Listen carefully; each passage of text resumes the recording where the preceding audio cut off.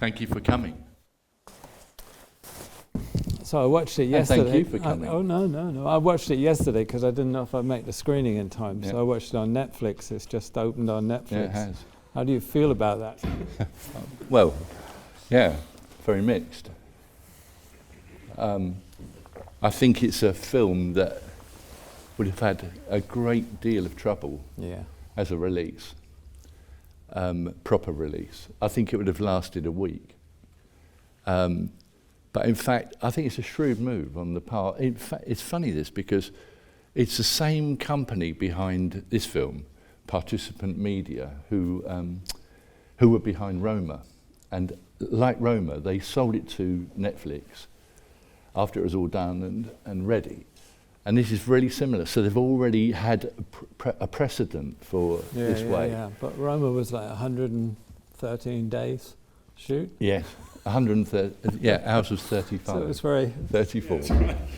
a few differences. Yeah, it was I must say I love the film, and I've seen it twice because I did manage to see most of the screening tonight. Thank you. Yeah, how did you get involved with it? What drew you to it? Oh well, the script. I loved the script.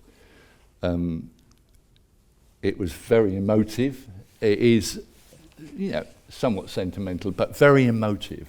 Yeah, you've got to be quite a cynic not to like it. Yeah, bigger cynic than I am, it drives for over sure. that. It drives it really does, a train over that sentimentality, because I know what he was after. Chiwetel, he wanted to. It was about the family. It was about the relationship within the family. Yeah. The windmill, great, all fine, fantastic. It gave it a real, centre to the film. But he was as interested, if not more interested, in the relationships within the family. He said to me that so often in these films that take place in Africa and the like, you're not really that emotionally involved in the characters. It's almost like the rest of the world as a statistic. So he wanted to really, really get in there, this is not, millions of people in a family. He wanted a family falling apart through hardship and staying together. So it was the script and talking to him about. He's been with it for at least 10 years, longer, I think. The book was published in 2009, I think, and Chiwetel, I think, snapped it up soon after. It's been his thing for years. He wanted to make this film and has strove very hard to bring it to the screen. Very hard. I remember when I heard you were doing it, we were talking, and I said to you, I thought you might be trying to relive your documentary youth. Yes. Were you? Yes. There's absolutely no doubt about that. How did that work out? Yeah, so I did. It was very. It wasn't new for me. I'd been there, without a doubt, over and over, doing films in all sorts of, as you well know, in all sorts of parts in Africa, including with Your Good Self on Mountains of the Moon. Now that was fiction, but we employed a very observational, serious look and let them speak for themselves. The language, right? How many times do you actually hear people speaking the language, the local language? It's always sort of, boom, either terrible in English or, and it is English there, because say at Williams School, they could only speak English in the school. Chua, the language, wasn't allowed, was forbidden. They had to. So there are legitimate areas, where they did. But it's the whole taking seriously, like all the millions and millions of stories in Africa, and it's like during famine and drought and war in like Congo and everything. You see it, hundreds of thousands of people dead, but. With this film, I feel you care about them. You care, which is the difference, I think. Yeah. Was the Mountains of the Moon the last time you'd been to Africa? No, I did go back. I shot a movie in Nigeria. Which never ever saw the light of day, and it was I was there for 6 months, and I think it was I think in the end it was kind of a drug laundering money thing with an Indian backers and Nigerians, and it was just a huge scam.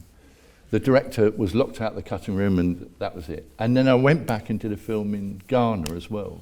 Oh. I did one in Ghana, in Accra, and that was TV. That was for HBO.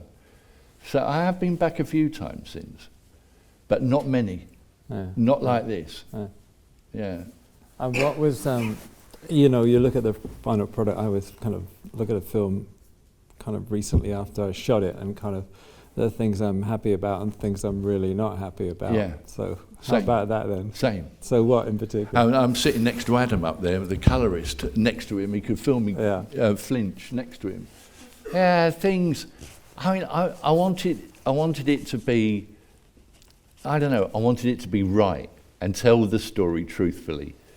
And you know, it was incredibly hot and arid, and we were trying to finish it before the rainy season came, because we would have not been filming in that. That's big. So you know, I had to do certain things in a certain light, which really riled on me, but I had to get it done. 35 days, and it was morning, noon, and night. Yeah. So there are things, certainly not with what Adam and I did in the DI suite, but in the shooting of it. And we worked hard, actually, in a couple of scenes to bring them round to more that I was really hoping for when we shot it. But, you know. Like what? Can you mention one in particular? Yeah. There's a scene, certain scenes, for instance, near the beginning when William is... he's just his first day with his friend in the school, and they're all lined up, and the headmaster is, you know, admonishing them, whatever, and it starts raining, right? And it's brilliant sunlight, and all the kids are stretching away, and these drops of rain come down. God knows, you know, I was the one praying for rain, and it never came in. It did come. We did have rain, obviously, because you can see it on there quite a lot. But there were areas where I wanted the weather, and I had to go. There's no way, you know, it's like that famous Hugh Hudson film Revolution with his DP standing on a hill with a brilliant blue sky.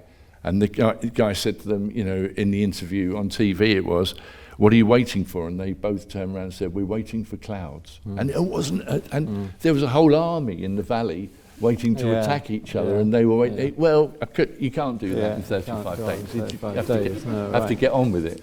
So things like that really niggle. I only had really basic equipment, and so you could say, well, I could have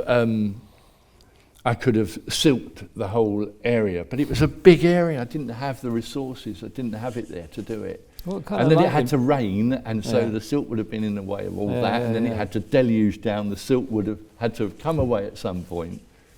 So, you know. What kind of lighting package did you have? Alexa Mini and a spare, two. For the lighting? Oh, lighting. Yeah, not bad. It came out of Panelux in Joburg. That wasn't bad at all, but I had nothing much to stick it on. I didn't have any lifts. Right. There were no lifts in Malawi. Right. I mean, it's really impoverished there. Yeah. I had no crane, obviously, and no, you know, scissor lift or anything like that. I had two 12-foot towers, and that's how I did that. In fact, it was one 12-foot tower, I think, which often was a camera, and I had to get the lights off it and get the camera up there. No, I think we had two.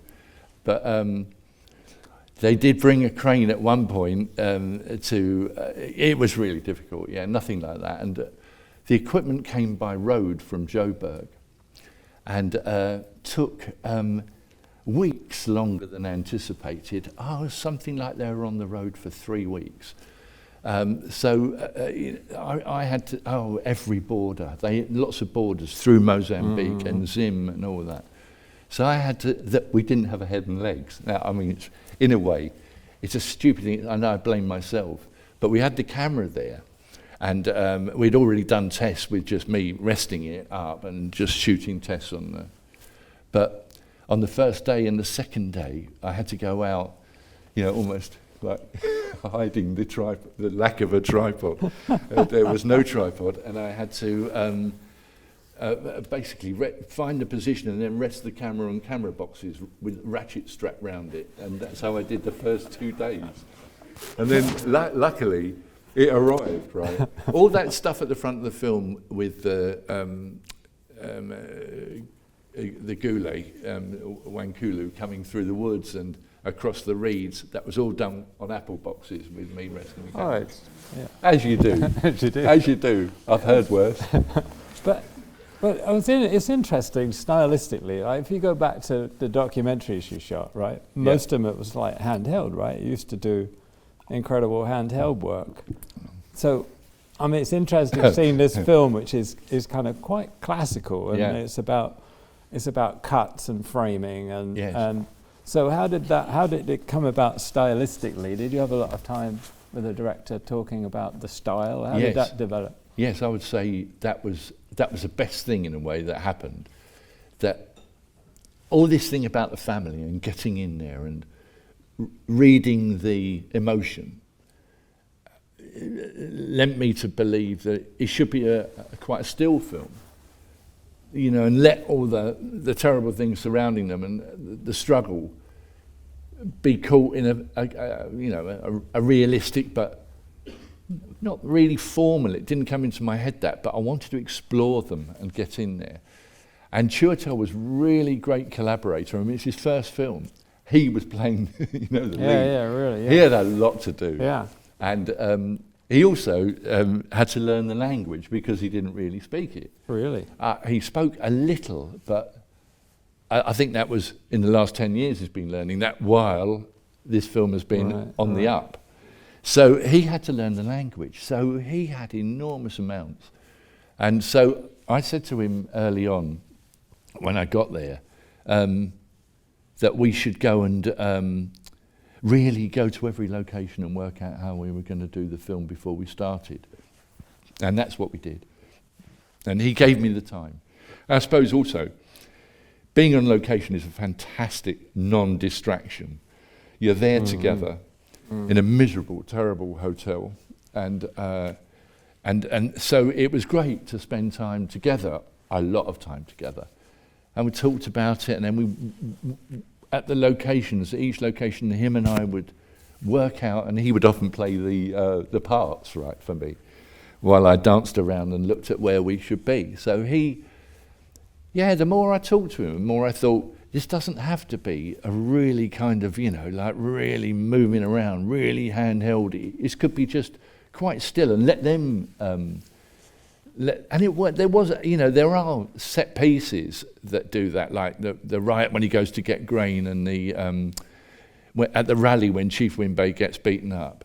But a lot of it is about exploring them and what's going on in their minds, especially the father, Trywell, who plays a very complicated character. I love his character because it's not just a dirt farmer struggling. It's a great conflict inside the man, which I think he is brilliant at portraying. He is a really conflicted, non-educated, poor guy living the old ways. And I really like that about, the more he talked to me about it, the more I thought, just quieten this down, and just, you're absolutely right. It wasn't, I went about the composition, lenses, and the framing as I would have done in those documentary days. No question about that. That's what I love doing. But I certainly thought the film should be quieter, really, and not all handheld by any means. A few scenes there were, but mostly not. So you think shooting documentaries is what kind of influence has it had on the way you see? I mean, you say you spent a time with a director beforehand blocking it out, but did you do blocking rehearsals when all the actors were there? And then did, your kind of sensibility that you get from shooting documentaries help you? Yes, I would say it did help a lot. But more than anything else, I would say, because this film is completely shot on location. In fact, we were in the house just next door, really, to the one that William grew up in, and the windmill that he built was just over there. It was so authentic. This was the actual village the boy grew up in. That main town was his town, Wimbay. And so it was completely authentic. And so, I mean, there wasn't a four-wall location, never mind a studio. Everything was real. The tobacco auction house was a real tobacco auction house. And the house was tiny, minuscule, minute. And perhaps I went a bit wide. I should go a bit tighter. But it was quite a small, very small house. And obviously no inside bathroom or anything. And but dirt floors. And so the windows around it, I mean, that's what the thing was. It was about the light and the use of light and the natural light that was coming in, then augmenting it, obviously, so that I could make it consistent. But it was all about the quality and feel of light in every location. That's what I really enjoyed more than anything. Is like the real location values of being able to look over there, being able to have someone go in, come out, the reality of not having to contrive it. Oh no, you've got to cut there before the door opens, all that rubbish. So that. Yeah, but it's good and bad about that, isn't it? If you're coming from the inside to the exterior and it's like blinding, incredibly blindingly bright. Yeah. I mean, it's like. I used that though. I don't want to get into the film digital discussion because I'm tired with it, but I mean, it's the sort of film that it reminded me of that film Timbuktu. Did you see that? Oh yes, I did. And everybody says, well, you can't shoot digital in hot light, like that. Yeah. And then you watch Timbuktu and you watch your film, obviously. And it's like belies that, doesn't it? Completely to me, But and where it was always there as well. I don't think Adam and I had any problem at all in the brilliant sunlight outside, and when they were outside eating underneath that canopy, and it had a brilliant hot light. I mean, that's what when it went up in the heavens, the sun, and was blinding down, I'd try and get do interiors or under the canopies, and then it was blinding hot, but we always managed to grab it. It never burnt out, never beyond what we could achieve. So in that regard. Did you structure it? Like, did you structure a scene so you shot around the sun, I mean. Every scene. Yeah. Every scene, I'd say, because that working out with Chiwetel, how we would shoot it, and he obviously, he's a very, very intelligent, deeply thinking man and a brilliant actor. He had lots of ideas himself. It wasn't me just laying it down how it should be. He knew certain things he wanted to get out of everything, and how he wanted to be portrayed. How the boy, he was fantastic with the boy. I've hardly ever seen a director with a young boy so into him and working it with him. Oh, it was brilliant. But I'd say at the end of working out every scene, I wrote down whatever time of day we should be there. And in a scene, as it goes up there and vroom, down at 6 o'clock, pitch black, 6 a.m. rises. So I was able, and you knew it was coming out, a bit like California, but I knew where I had to be during the morning, and I knew where I had to be in the afternoon. And at lunchtime we took an hour, thank God. It's debilitating in the heat. And we took an hour, and it was already past the yardarm when we went back. And so it was like, by the time we set up for the afternoon, it was going, and in the morning, early, and so I tried to hold to that, and it was pretty good. I did manage to hold to it. I can't do this now. This is down for 5 o'clock this afternoon, so this is what we're doing, that sort of thing. So it was well planned out. Everybody helped enormously planning it out, but I certainly was on the light and where to capture it from. And it's quite a lot of day interiors that I shot at night, because day interiors where I had to shoot at night because the sun had already gone down and we had to have a late start, whatever the reasons are. So I was bringing in light from outside with reflectors. I used a lot of reflectors and a lot of silks and grid cloth and etc. Yeah. And what kind of light units did you have? I had a few. I had a few Arri Sky panels, and I found them very, very useful because they wind right down, and because there's quite a big sort of spectrum of colour, of light and its colour in the film, and I found that they were very good and very dependable as well. I didn't have a tiny unit. I have a 30, 260s and a 30, something like that. And then I had, M90, M40, stuff like that, a plethora of tungsten lights, small little units. I had my China balls with me, which were very, very useful, right down to there. I wasn't strapped for the lighting, but the trouble is that was all in the truck, which came on its 3-week journey. Yeah. But it got there in the end. Yeah, one of the greatest things about this film for me was the fact that I worked with a South African gaffer on this film, and he I don't know if there's many others in South Africa, but he's a black guy, right? And he's a Zulu. And he's not that old, he's probably about 32, 35. Absolutely fantastic gaffer, who I got from an English DP here, his name. And it was the best thing that I did, because this guy was such a people person, and the Malawians, there's a big affinity between Zulu and Malawian Chua people, and they loved this gaffer. And he had an all-black crew, no white labour whatsoever. You wouldn't expect it with a black gaffer. His brother was best boy, and he's done loads of films in Africa, loads of films, but almost always as the local gaffer. Never the main gaffer, the local gaffer. So, he's done loads of them.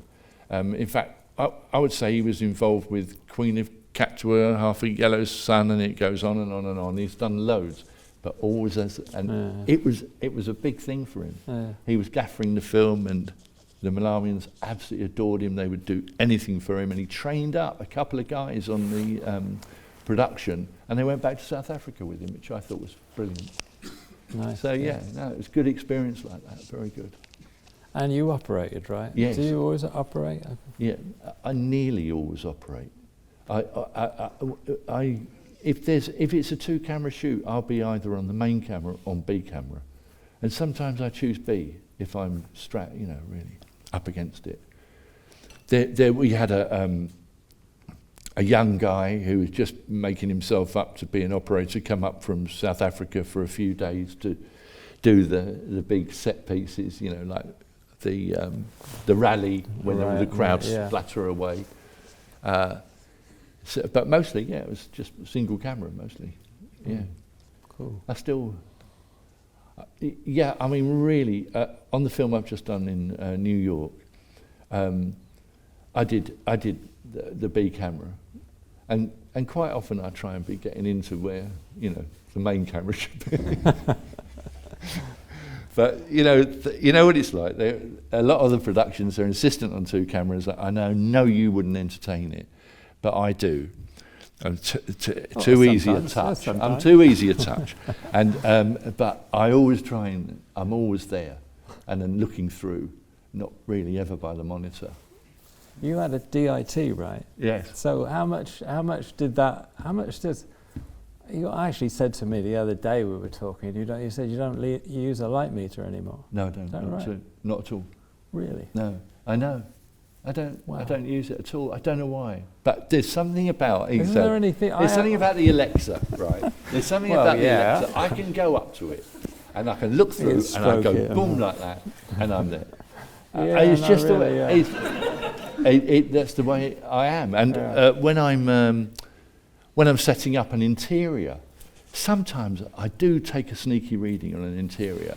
Just to check a key light. No, and he goes away. I do everything really by eye. And I was never like that on film, ever. Yeah. I was meter mad. That's meter funny, crazy. Really. I'm a bit the other way around. You didn't really use it then? No, I mean, I used to shoot on film and just guess it a lot. Yeah. So I guess doing it on documentaries. But it is the other I way was round. like, we were doing makeup tests today, right?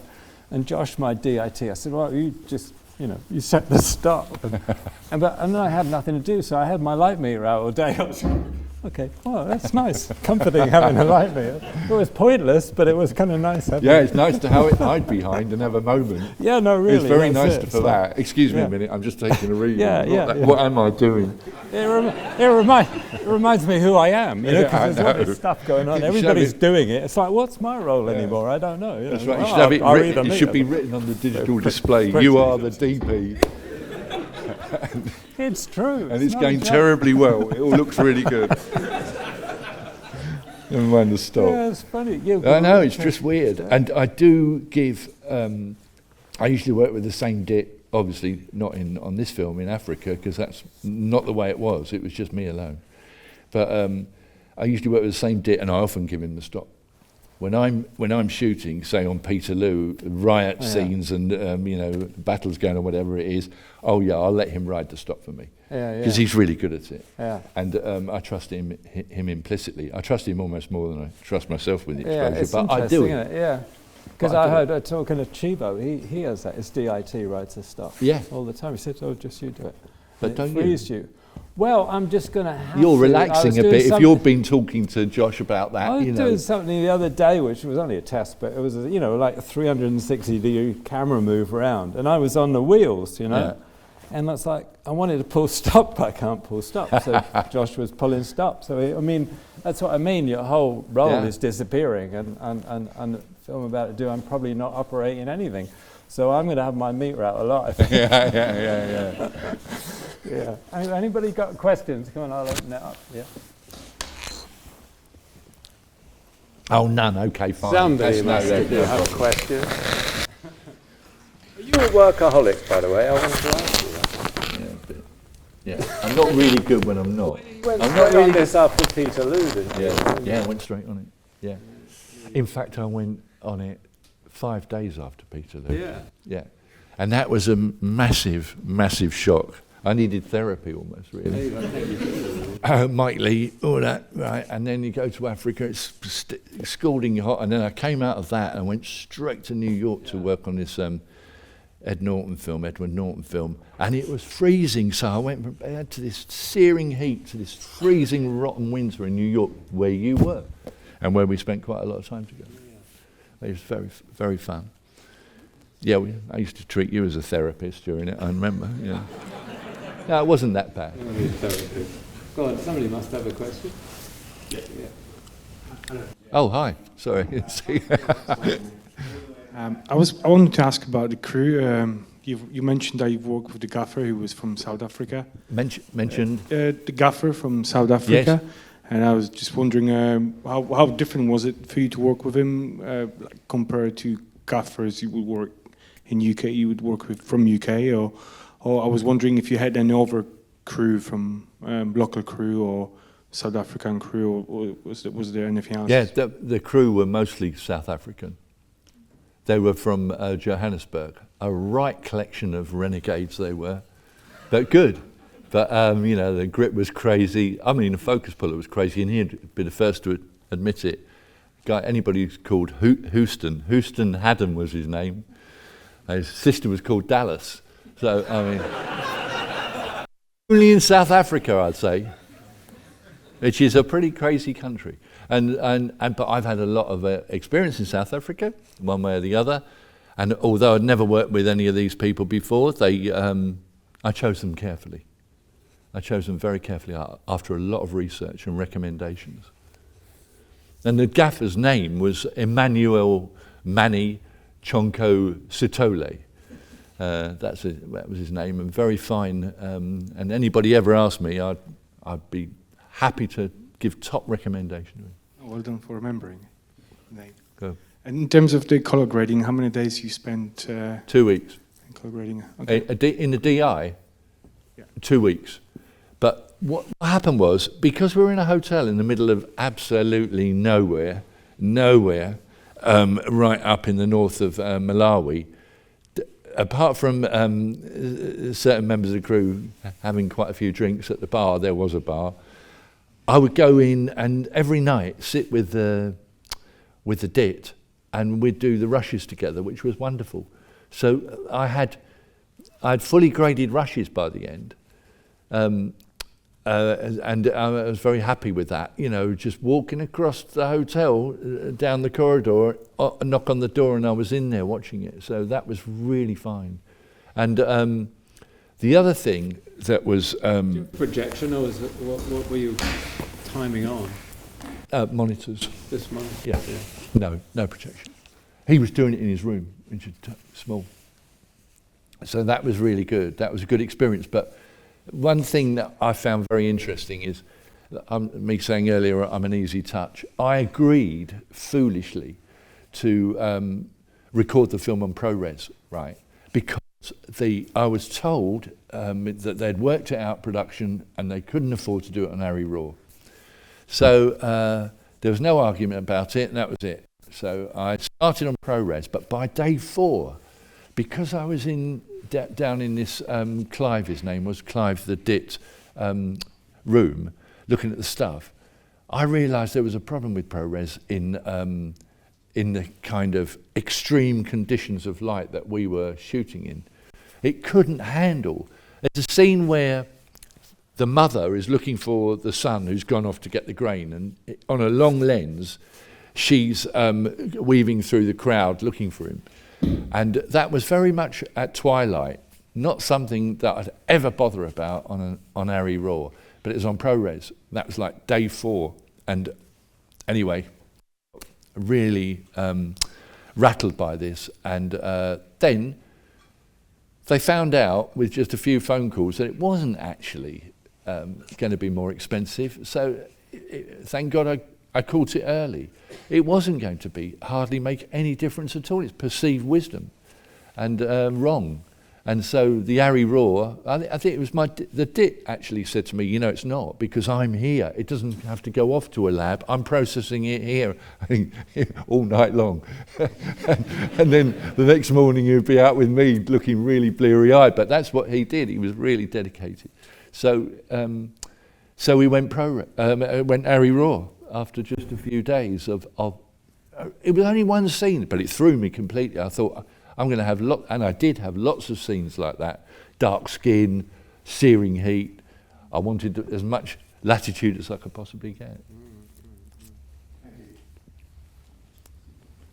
I've got a question after that. Did you have to find a range of different solutions to power the lights? I'm so sorry? Did you have to have a range of different solutions to power the lights? No, there was a generator came up from Johannesburg too. There were no generators in Malawi at all. And so it was all part of this caravan of tech trucks coming up with the guys sleeping in there, terrified they were on their journey, and that was part of it. So there was camera truck, there was all sorts of trucks, costume, it was a caravan. And the generator was from Malawi. I think there might have been a mini one as well. In fact, I'm sure there was, like a little one that we use from time to time. Are they noisy, the small ones? Yeah, but he took care of that really well, this gaffer. He took care of it really brilliantly. He had them build stuff and fences and blanket them off, and as far away an extra cable for a long run so that it was away from us. Yeah. It wasn't too bad. It was like, you know, a state-of-the-art generator. It wasn't a third world generator. It was a Panelux generator, really good. What were you rating the camera at? 800. Did you change it at all? Yes, I might have done it at 1200 from time to time. But you know, I think I did on that 400 scene. or anything on the daylight. No, I don't really know. I think I might have done it once, but not really done it. Yeah, no, I know that could work. That could work. Ups the contrast a bit. Yeah, and knock the stop back as well, but a bit, so it's not Yeah, so. that's the thing with Yeah. NDs. It's like Quite kind of they've just brought embracing it. They've just brought out front of the lens NDs that match the internal NDs, All right. which are totally clean. I don't know. I mean, I don't know if you use the tip-ins and everything. They're always a bit green. I've right? got a set. The new one. Yeah, and they're called All Naturals. Is that what they're called? Yeah. I only just saw them. I was amazed because Well, we did some side-by-side tests, and you can. They're on a clear. grayscale, it's There's like no unbelievable. green thing on them at all. Yeah, I thought that was real. It might be those. I hope it is because I spent quite a lot of money buying them. Well, I know they're expensive, but They are. Harry here just got them, I think. I All thought they were very Naturals. You new. look at them. There's nothing there no. at all. You look at them on their side like that, and there's no green must be, yeah. between the glass. No, nothing. Yeah, they were a fortune, but I didn't get my money back in Malawi. I know that much, but I used them all the time there. Yeah. Hello. I thought it was a really beautiful film. One thing that really struck me was the kind of varied approaches to the interior scenes. I thought almost all of them. I can't hear you properly. I'm so sorry. Oh, sorry. I was just Yeah. saying the interior scenes I thought were really beautifully lit. Each one felt fairly different to the next, and they each kind of, for me, elicited a different kind of feeling. And I just really wondered what your approach was and whether you kind of went into it thinking, because you said it was a small room and it wasn't very big. I just was really struck by the night interiors and the day interiors and how varied they were, and how I was just curious about your approach, really. All right. So my approach is to basically watch the scene. Obviously not with the director's in the scene mostly in this film, but I'll watch it, but I'd already have a game plan because we've talked about how we would go about covering it.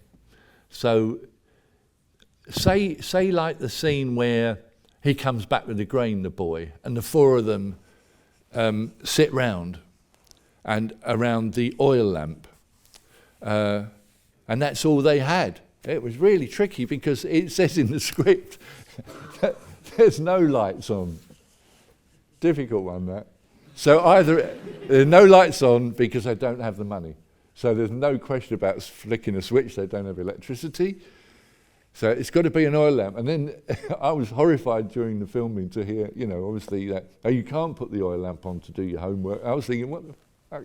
How are we going to light this?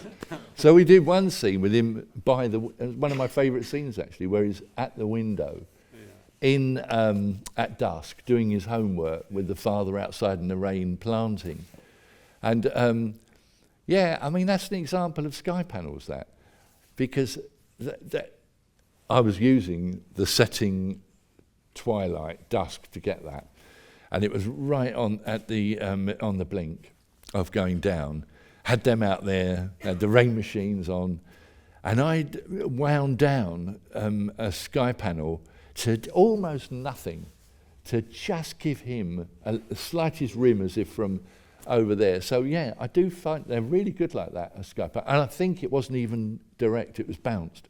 I had it bounced off a card to just rim him just the right amount. Otherwise it would have been terrible, it would have been overlit.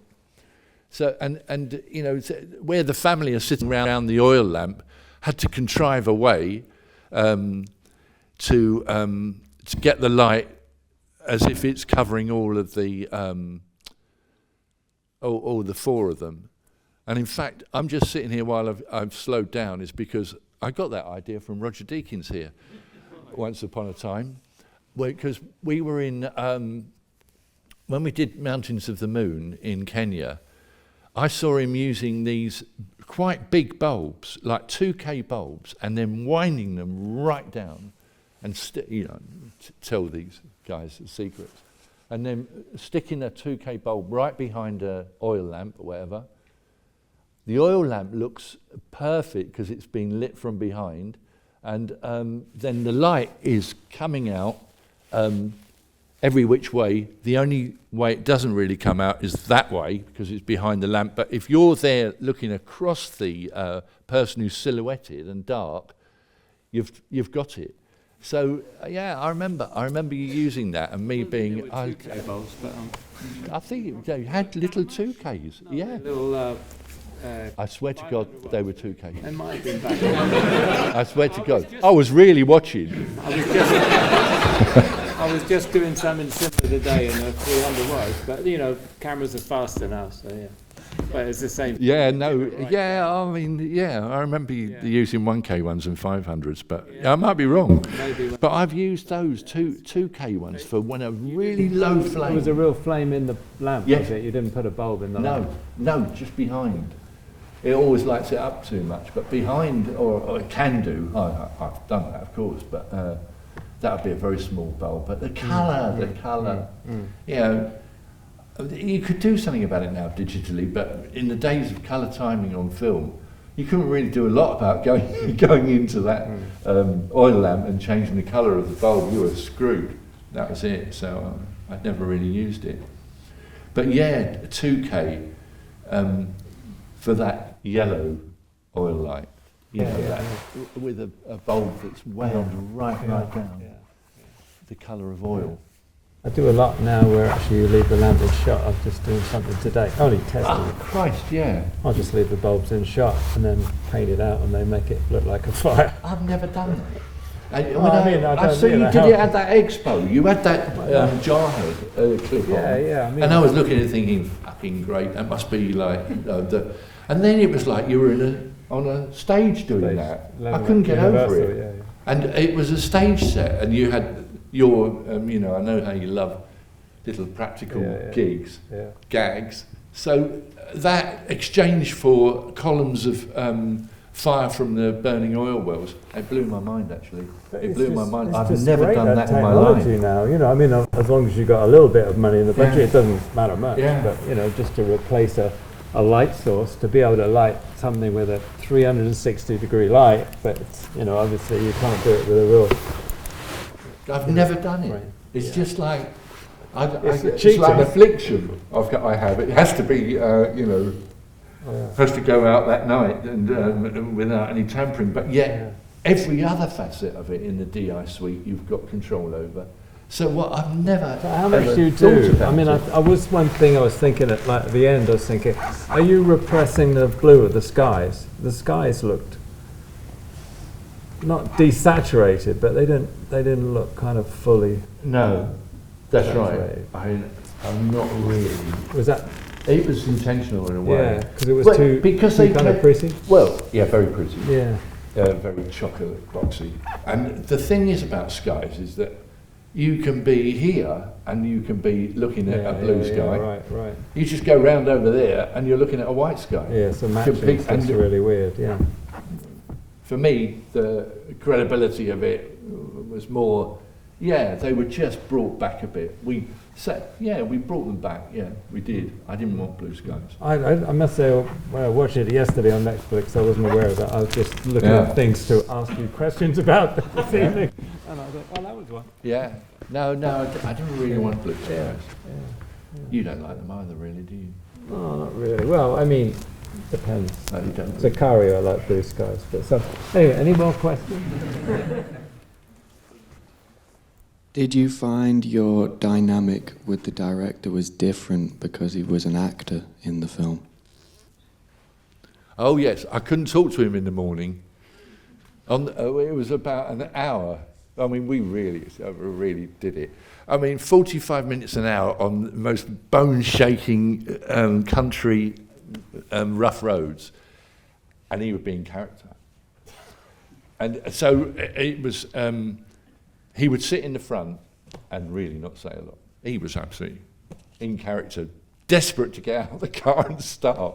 You know, and he plays that, like we were saying before, plays such a conflicted man that, it was, thank God we did all the work in prep. Thank God we did the work in prep, because it really paid off when I couldn't really get through to him.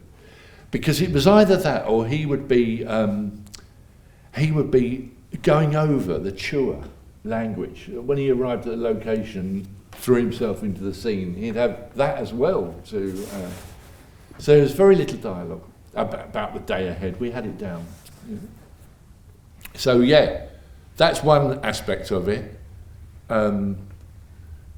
Yeah, I feel like a veteran of this sort of filmmaking now because I've just done one in New York with Edward Norton playing the lead in it, and so I feel pretty up on working with the director as the lead actor. You have a question. I was wondering if you could talk about the lenses that you shot this on. I shot them on Primos, on Panavision's Primo lenses. They're classic series, quite old. Vintage glass, because I love them on dark skin. I absolutely adore them. I've got a thing about them on dark skin, and I used them on a film I did in Africa, South Africa, Kenya, many years ago, and I loved them. And I've been waiting for an opportunity to use them again on a film in Africa, and there we go. So, yeah, I love the way they resolve. Yeah, I've done 3 films, like Roger was saying, back to back. And the first film I used Leica Summicrons, the second film the Primos, and then in New York I used the new Cook Speed Pancros. So I'm not averse to trying new lenses that are out and fairly exciting. So the Primos work well for me.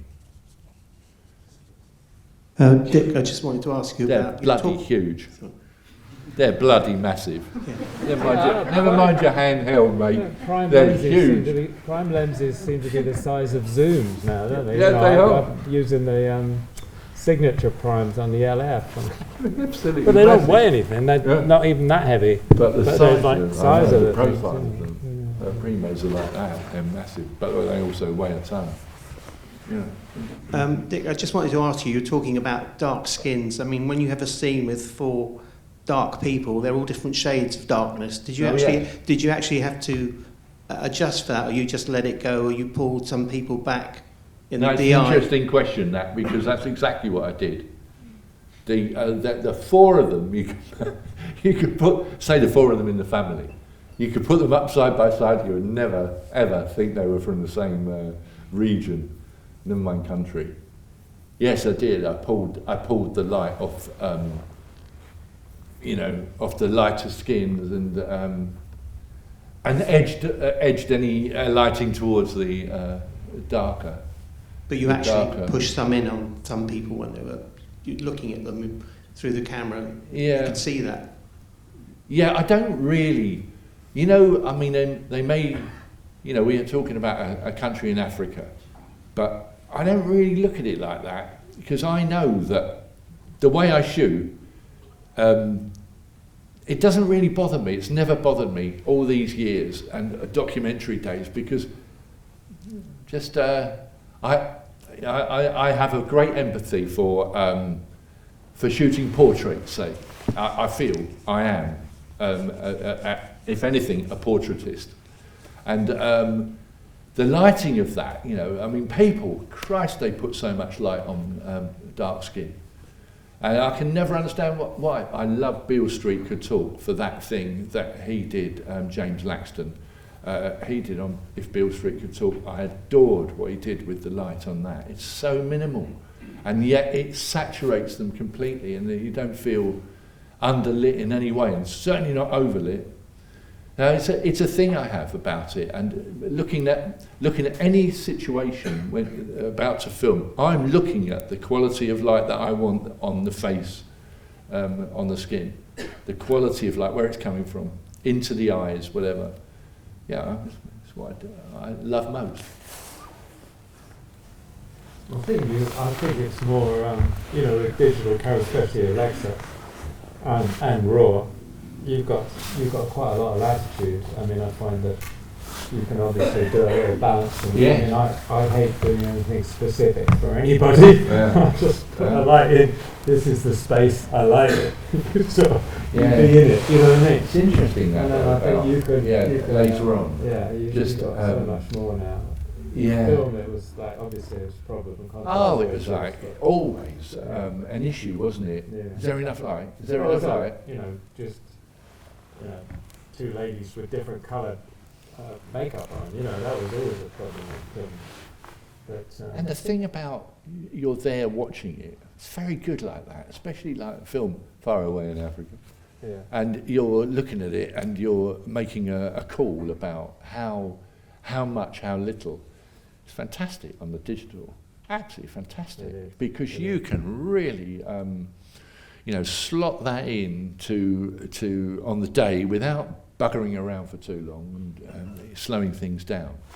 But with great confidence, with great confidence. In a broader context, what do you think about that? Is it like anybody can do it now? Because you just sort of, Yeah. you get your sky panel, turn it up and down, stick it Yeah. over there, look at it on a Yeah. screen. Is it anybody can do it? Yeah, but even more now, I can leave the fucking lights in shot, you're saying.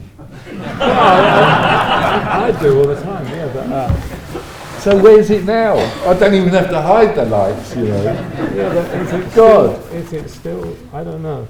Is it still? Yeah, I don't think anybody. Can It's do not it, that can that they? turns me on. It's not that that turns you on. Not many people can read my light meter anymore. Actually. I think that what makes me different, but I don't know. Yeah, I know, but Well, somebody, the electrician, said today, they still make those. yeah, right. In New York, I was doing the DI for this film, and they kept having the reel changes, all the reel changes. I hope they hear this. I might get a clip and send it to them. They had all the reel changes in, not at the end of a scene, but 2/3 of the way through a scene, because they were for sound, not picture. Yeah, no, really, it's so annoying, isn't it? I mean, every single reel change, somebody will go and cut, and then you have to wait for the next reel to be loaded. And so the production people walked in one day, and I went into a rant, and the answer was, this is 2019. Oh God, did it upset me? I felt like an ancient mariner. This is 2019, like. So every time they walked in after that, oh sorry, it's 2019. But it's not, it's common sense. You should have a real change at the end of the goddamn scene, not halfway through it. Yeah. That's so annoying. Right, anyone else? Yeah. Oh no, yep. Oh. Dick, a few months ago you were, can you hear me? It's Nick. No, I can hear Croaky your voice. Second. I can't hear you. You were talking about the balance between lighting the space and lighting the artists. It's kind of connected with the second question I've got, which is how much you judge your lighting in the monitor when you're working particularly on the interiors, where you're probably fairly in the dark where you are. So I just wonder where you got to in that area. Well, I do look at the monitor, and not all the time because I'm on the camera, but I do look at the monitor because it's my way of seeing, because the viewfinder through the Alexa, I don't use the the optical finder, I use the electronic one. Although I'm really well used to using it, I nip over and have a look, especially when I'm trying to decide how bright or just the light. But more than anything else, it's getting it into the eyes in the right way. That's what I'm really, because there is the emotion, and I'm absolutely obsessed with getting the source light from wherever it's from, but reaching into the eyes so they're not dead. Does that answer you, Nick? Enough, yes. Yeah. Very elegantly put. Oh, Billy. Billy. Well, Dick and Roger, I think this evening has been absolutely revelationary for this audience, because your film is so rooted in reality. It's also believable. I felt very much I was with you in that place and suffering with those people.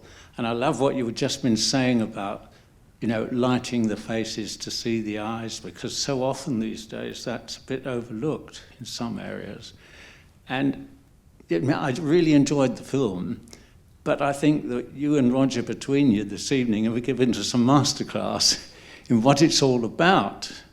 And that's really exceptional. It's wonderful just to have your honesty and your integrity and your love of what you do and share it with all of us, because it's so important, that, as you say, to capture the emotions of the scene with the light and your composition. And you didn't go in for any fancy tricks.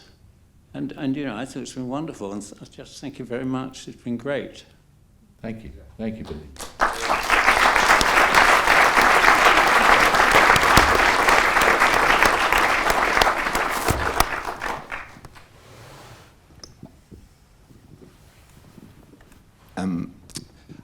I loved the film, and the lighting was absolutely stunning. But I wanted to ask you about the focal length choices, how you chose what lens to use, you know, and what range of focal lenses to use for the motion and stuff like that.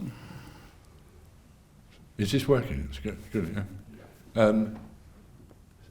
So, if there's a scene where, say, two people are talking to each other, I kind of always put the camera where one of them is looking that way and where the other one is looking that way. I don't really diddle around with that. I mean, that is the viewpoint of the person who's watching. Now, that's where I put the camera. And I love really tight eye lines. I don't really like wide eye lines unless there's a good reason for it. But really tight eye lines right next to the lens, and then is basically, I feel once you're in the right place, this is kind of fundamental to the way I go about things. And so it might be that the close-up's on a 32mm, and often is. 32, I love the 40 as well, but those two lenses I'll be utilising more than any others. To go in on a conversation or a scene, you know, two people, I'm not over there or over there, and I'm here. Like that. There's something that I worked with Mike Lee through the years, you know, of where to put the camera is there, you know, and I think that is the honest way of telling a story of two people, say, just for simplicity, two people talking to each other, or four people, you're here, and you're looking at it from there, because that's where it lies. They're talking directly next to it. So the focal length is determined after that.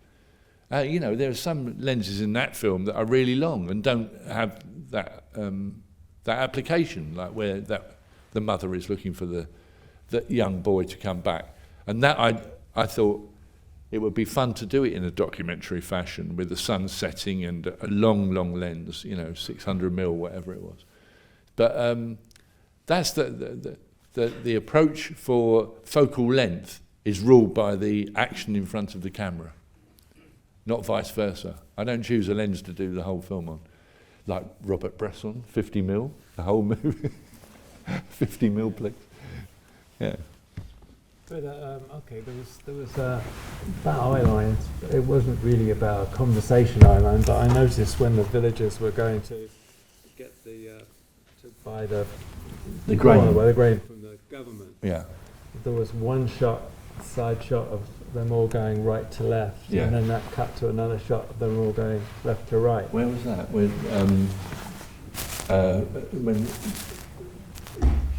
When they're on their journey out of our village. Yeah, when they're going to get this. Do you mean when they first pass the mother while we're on the boy? No, you mean after that? No, because they go down like a little path, and then they're going down that way, and then they go off up that way. I don't know. I'd have to have a look. I don't know. It was there was two long lens shots, and it was like they were cut together, going different. And I wondered if that was deliberate or was it from somewhere I'd love else, to say yes, it was, but I don't think it was. I don't know why. I just noticed it. It's like it didn't disturb me. It was just. I'll be going back and looking at it. Yeah. Sort of Dick crossed the line. Then. Yeah, crossed the line. No, hell I have. It was meant. Cross the line. Oh, sometimes I'll be on the camera. I don't know if it happens to you. Everything's going swimmingly well. And it always pisses me off, but the script supervisor come up to me and say, "That's the wrong side." Yeah. And it is like someone shot me. Yeah. What? How can that be? Yeah. It can't be. It is. It was, oh my God, you know. I find it's a horrible thing because I always feel I'm on top of that and never have an issue with it. And then when you do. It feels right, it's right, isn't it? Yeah. To a certain. It's right to say, okay, you've got, you know. Yeah. Okay, the camera's here. Yeah. That person looking right there, left there, boom, boom, and then you come out here, and that person's wrong and that person's wrong. Yeah. But it feels right. It feels right, especially when you put the camera in between people. You know. That comes back to your, you know. I'll just fling this across the room. Doesn't that come back to your documentary experience? That you it didn't ever matter a damn. You know what I mean? Well, you just feel where it's right to put yourself to cover a certain piece of action. Yeah. And you know that, okay, I might be over here. Now the next piece, I wanna condense it. I'm gonna go round the back, across the line, and cross the line. And if it's a 3-shot, you can go anywhere the hell you want. And it's just people are so restrictive, and that's what I hate. The script supervisor says, "You can't do that. You cross the line." I know, no, cross the line. I mean, so what? You know, John here, Melbourne, cross the line all the time. You know, I love his films. Okay. Yeah, it's interesting that about it, can't you, you know? When I was first doing it, so to speak, in films, after the liberating years as a documentarian, when there wasn't a script supervisor and anything went right, all that, and then went on to film sets where these are like matronly ladies would like take you aside and admonish you about listen, this is all about, you know, continuity and in there, but it's changed quite a lot.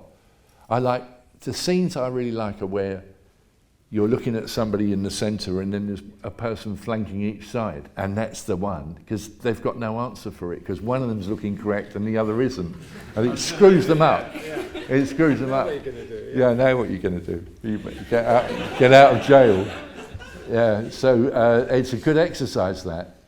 Or even 6 people, 3 and 3, and one in the middle, talking this way. No, well, the other one's in a doorway. Yeah, oh, lovely. Somebody opened a door in a doorway. Yeah. You've got to cross the line. Yeah, there's no way around it, unless you say the camera can be where the door is. No, it doesn't work. Yeah. And a number of times. Yes, that's true. Okay, right. So if you're here and they're looking right to left, you've got a number, and then it's odd because when you're in the you mean the reverse? You're that's right. Yeah, free up. Yeah. Anybody else? Questions? There are quite a few shots of bicycles on the rough train. What kind of tracking vehicles and system did you use? Say again? There are bicycle shots on uneven surfaces. What kind of tracking vehicles and system did you use?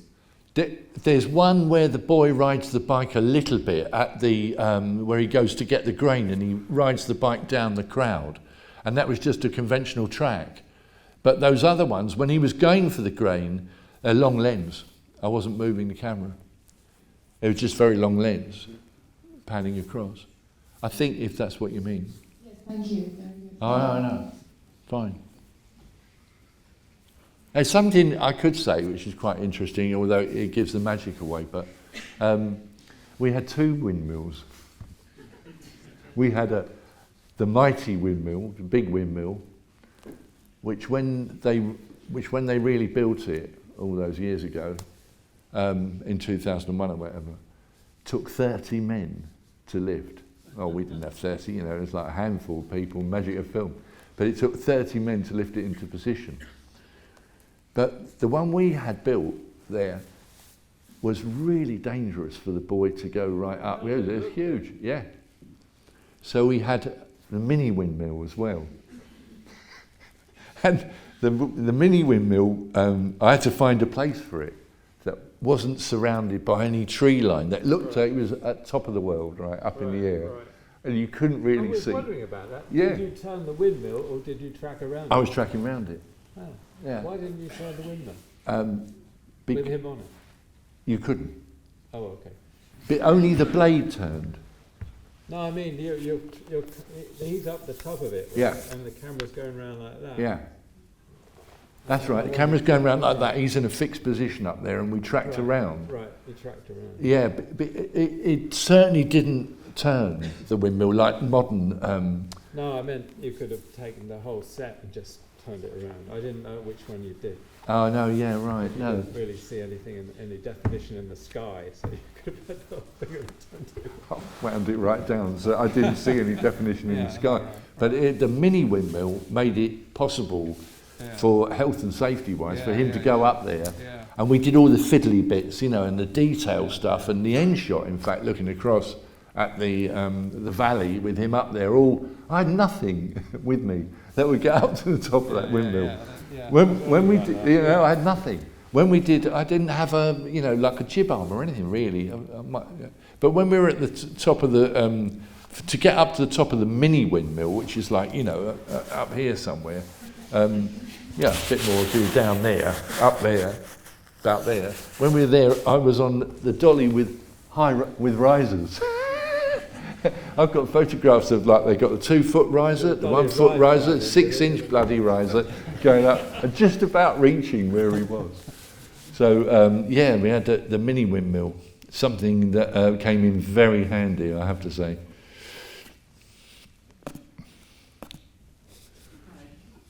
Up here. Oh yeah. Yeah. So in the movie, there's like these transition spaces where you have like 3 or 4 shots of landscapes as well as like then in the actual like parts of the scene. So it was beautiful visuals of the actual town. How much planning went into like those shots? Did it come naturally just on set? You're like, oh, let's get a shot just to have this, or did you know you were going to take all of those? Well, we cherry picked some while we were doing it, like the stop motion, whatever, clouds scudding over. There's one shot in it which I didn't do, and that is the swirling, what do you call that? Twister. I didn't do that shot. They got that from I think it was a library shot. But they're very common there, but we were never stood in front of one. Almost, but no. So they got that after. But look, I mean, it's not a kind of a really stunningly beautiful landscape, but in a way, I was quite happy it wasn't. It's kind of workmanlike landscape, real, and you can imagine those people on that land. So it wasn't all craggy peaks and snow-top mountains. So I thought that was a bonus, really. It looked hard, and it was hard. Not beautiful, not pretty.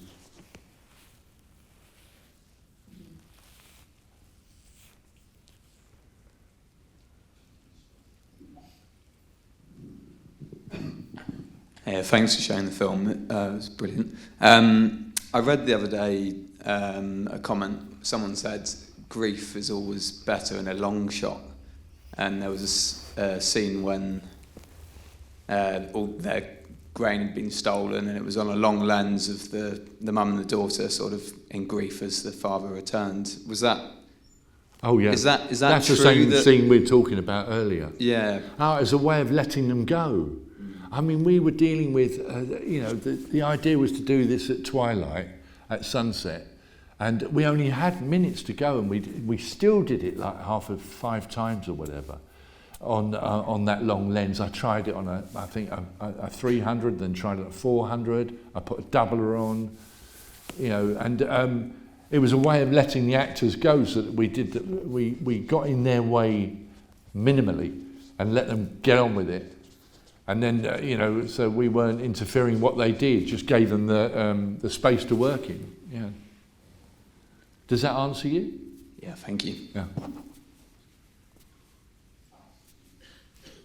So it really is a matter of the time frame is so important. It's no good going over, and it's pitch black because there, sunsets, you've got about 10 minutes of what do you call it? Magic hour, whatever it is, and then it's pitch black. And so you had to get it in.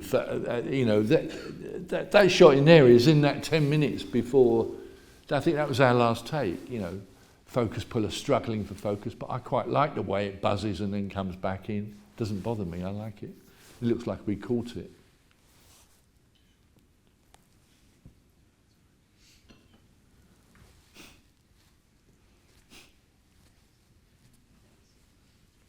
Hi. Hi, you're so far back. How did you see the film from back there? Oh, it was great. Oh, yeah. I was wondering, since I'm a film composer, Sorry? how the music influenced the crew and your work? I mean, did you have a chance to listen to some music cues while you were working, or? Chiwetel did. He listened to a lot of music while we were working. I did listen to some, yeah, which he played at the end of the day rather than the beginning, on the way back. So yeah, I did listen to some, but not really that much. He's not a director who would be playing music, say, on the set while the actors are, are working. So no, not really. A little bit. I got an idea of the music, yeah, but. I'm sure your work influenced the music. Say again? And I'm sure your work influenced the music. Oh right, yeah. Thank you. Have you ever worked with a director who plays music on the set? Yes. Who was that? I'm not saying I'm going to beat, but I did do a commercial in Madrid, Barcelona, year before last, for Samsung's phone 7. It was a huge budget commercial, and it was for the Samsung 7, and it was a big budget, and it was all about a Japanese girl who visits Barcelona. After I got paid, a few months later, the phone went up in flames, and that was it. They pulled it. But I got the commercial in, and got paid. But I arrived at this location one night. Korean director, really great guy, all Korean crew, and Spanish obviously. And arrived one night at this, and the girl has to do this, and it's overlooking Barcelona. And he had a whole hi-fi system up there, this only, whole hi-fi system cranked up, and he had a megaphone, and he played this like dreamlike music to the girl and talked her through, floating around. That's the nearest I've got to it being used like that on a set. But I have been on film sets where they play music. Yeah, I have. To a scene, yeah. Quite good, that actually. If it's no dialogue and they've got the music, it's quite nice to be plugged into that. Yeah, plugged into the vibe. Good to know. As long as it's not Queen or something. Have music or not. I remember Jesse James Andrew Dominic played the music that there was going to be on the soundtrack, or part of it, similarly. When you were shooting? Before not while we were shooting, but he referenced it a lot. Tonality. Yeah. And then I remember the Coen brothers saying before No Country for Old Men, they said, you should know this, there's no music on this at all. We're not using any music. And then it makes you kind of realise how important, whether the camera, the grass is blowing, whether the camera's there or there, you know what I mean? It's like the little things it actually does. Christ, yeah. Does it. Who was saying that about no music? The Coens? Yeah, they right from the get-go, they said that... On that film, there was not going to be any. When we were first talking about it, they said, just remember, there's no music in this whatsoever. God, I didn't know that. You might not be aware of it. No, I'm not aware of it at all. Yeah, it's just got noises. Yeah. Natural sounds, Yeah. How are we doing? Anybody else? Yeah, go on. All right, Joan, last one. Go on. It's obviously a Netflix film, so technically meant to be seen on a small screen. I was wondering if the difference between watching on a big screen now and then what it would be seen on TV, if there's any major difference that you've seen between the two. Well, I should say that because I saw it yesterday on TV and I saw it here today, and it's much better on the screen. I mean, it snaps much more, frankly. It's the second one I'm seeing on the big screen as well, and it's always better. Yeah. I was just wondering for you if there was any major difference or... I only watch the news on telly. I'm surrounded by people who stream this out. I don't even know what it means. I think I need to get a gadget that helps me stream, but I'm all right. I'll hold out for the moment. Luddite, I am. So I don't really watch. You know, I have a projector, and I like to watch my films on a projector, and I watch mostly news or football on the TV.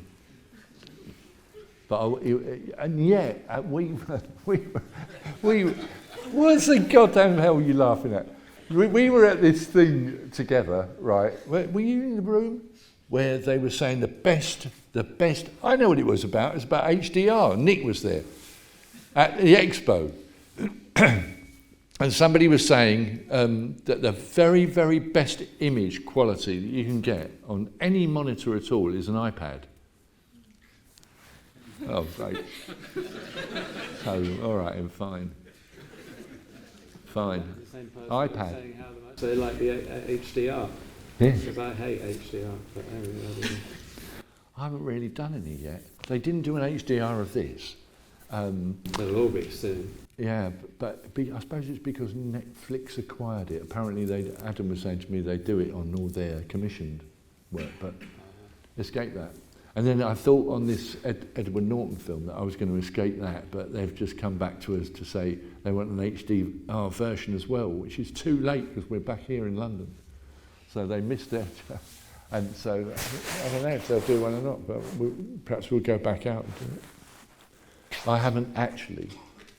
I mean, I've seen a bit of it in demonstrations, mostly with Mr. N. Noland up there, but I've had no first-hand experience. They did an HDR version of Peterloo, but happily I was in New York at the time and wasn't involved.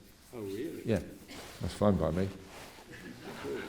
Yeah. It's kind of scary the way it looks, though, if they just kind of take it and make it HDR. It's like... But I had good people looking after it. Yeah. But yeah, that's so I haven't actually done one yet myself. There were a lot of people on that expo who really liked it.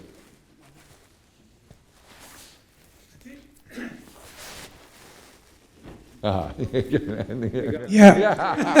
I can't keep my mouth shut, sorry. Luddite, you can say it to me. I think HDR is creeping up on us.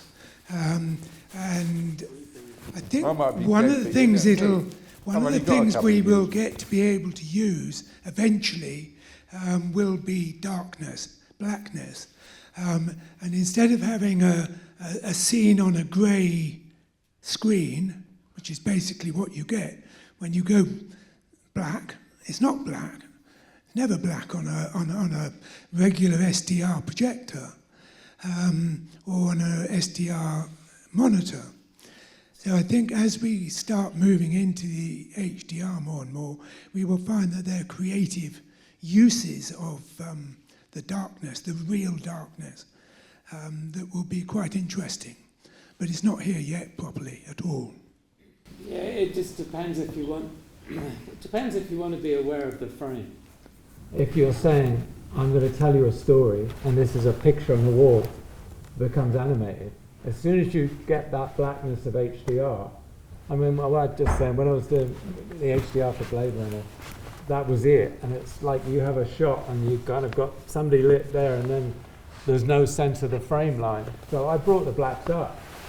Because I like the idea that you're saying, I'm going to tell you a story and it's on this screen. We will have control over that. If you want to have a little bit of something there, you can. Yeah. But if you want to have it floating in the blackness, I think that is from great. out of the blackness they come. That is great about it. It's just that I hate the studio's kind of attitude to HDR is that we want it as contrasty and sharp and as saturated as possible. Vivid. And we had the argument on Blade Runner, which is like grey and muggy and looks like shit. We said we wanted it like that. And they said, well, but you've got to have a different one because we can't sell it unless it's different. I don't know. I can hear you saying. Yeah. You know, our friends at Netflix were very clear that it's up to the creative intentions. He was Netflix, wasn't he? Yeah. So I think we'll find we have to be there as the creative energy in there, and push our way in there and not let them say it's got to be like this. It has to be appropriate for the project. Absolutely. Well, I'm terrified of it. I can tell you that right now. I'm terrified of it, and I'm happy to have missed out on it so far. I'm terrified of it. It's the idea that you crank anything up after so much work has got there in making the definitive DCP and standard definition deliverables, that you have to do a version where you're flogging TV sets. Really, I'm not. I know I'm saying it, and it is Luddite to say it, but it always strikes me as why? What is that about, really? I mean, I'm quite happy to see it. Standard definition looks fantastic, HD.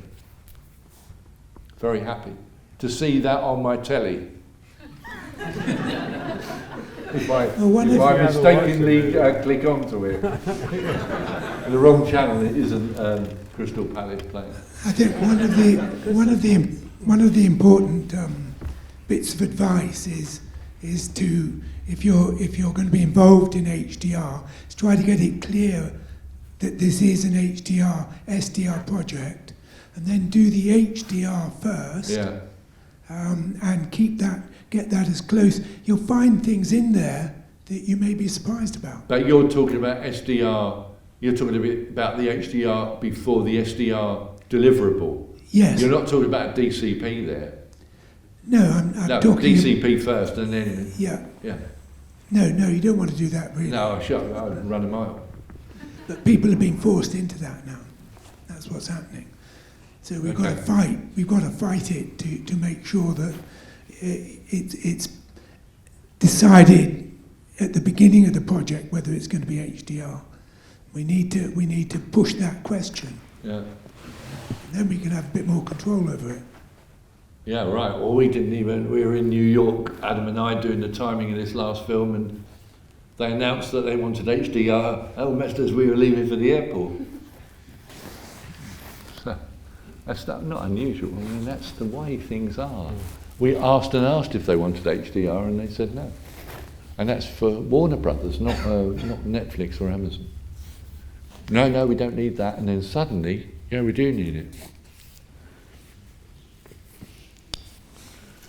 Okay. Well, thank you very much indeed. Thank you.